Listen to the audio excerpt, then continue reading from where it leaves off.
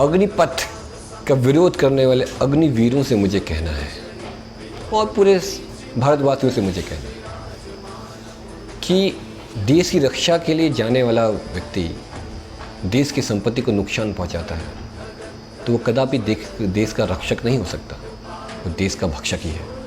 तो ऐसे व्यक्ति से, ऐसे युवाओं से हम अपेक्षा नहीं कर सकते वो जाके कल के दिन देश की रक्षा करेंगे।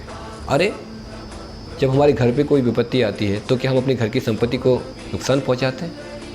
ऐसी जब देश में कोई समस्या चल रही है या किसी वस्तु को लेकर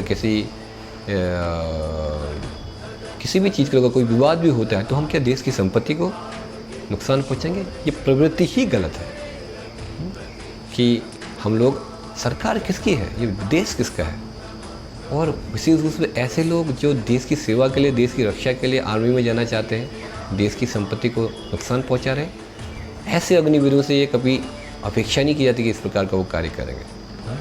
कि अल्टीमेटली नुकसान किसका होगा? हमारे देश का। और आप में इतनी क्षमता है तो आप 75% में क्यों गिन रहे हैं अपने आप को? उस 25% में गिनिए जिनका चयन भारतीय सेना में होना है। और दूसरी बात, आप लोग भी पढ़ाई करते हैं, 12 साल तक 12वीं की पढ़ाई करते हैं, 3 साल का जो लोग कॉलेज जाना चाहते हैं या इंजीनियरिंग करना चाहते हैं, 12, 3, 15 साल। इस प्रकार से 12 साल भी आपने इतनी ज़्यादा मेहनत की, उसके पश्चात भी हम लोग केवल एक नौकरी पर निर्भर हैं। खुद से कुछ नहीं कर सकते योगदान समाज के लिए, खुद से कुछ नहीं कर सकते।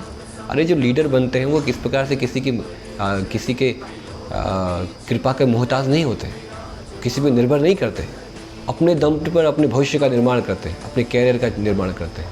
तो आप इस प्रकार से अपने आप को इतना भिखारी की तरह क्यों बना रहे हो कि आप दूसरे के आश्वासन पर निर्भर हो कि अगर दूसरा आपको नौकरी मिलेगा तो आपकी ज़िंदगी खराब हो जाएगी। ये मेंटलिटी बहुत गलत है, ये भारतवासियों से अपेक्षा नहीं की जाती। हर एक व्यक्ति से अपेक्षा है कि वो आत्मनिर्भर बने, अपने आप को एक सशक्त व्यक्तित्व के रूप में निर्माण करे कि जब वो कॉलेज से बाहर निकले इस प्रकार से सरकारी संपत्ति को नुकसान नहीं, अपना योगदान समाज में दे। तो इसलिए आने वाले अग्निवीरों से या देश की युवा पीढ़ी से मेरी प्रार्थना है कि इतने कमज़ोर मत बनो कि कोई तुम्हारे भविष्य का निर्माण करे या तुम्हारे भविष्य का खिलवाड़ करे। खुद को इतना सशक्त और इतना प्रतिभाशाली बनाओ कि प्रतिभा किसी की मोहताज नहीं होती। अपने भविष्य का निर्माण अपने हाथों बनाओ और इतना मजबूत बनो कि देश से लेने के लिए नहीं, इस देश को देने के लिए अपने भविष्य का निर्माण करो। तो आज के अग्निवीरों, ये अग्निपथ है, हर किसी व्यक्ति को अपना संघर्ष लड़ना है और संघर्ष ही। अगर सूर्य की तरह चमकना चाहते हो तो सूर्य की तरह तपना भी पड़ेगा। हरे कृष्णा।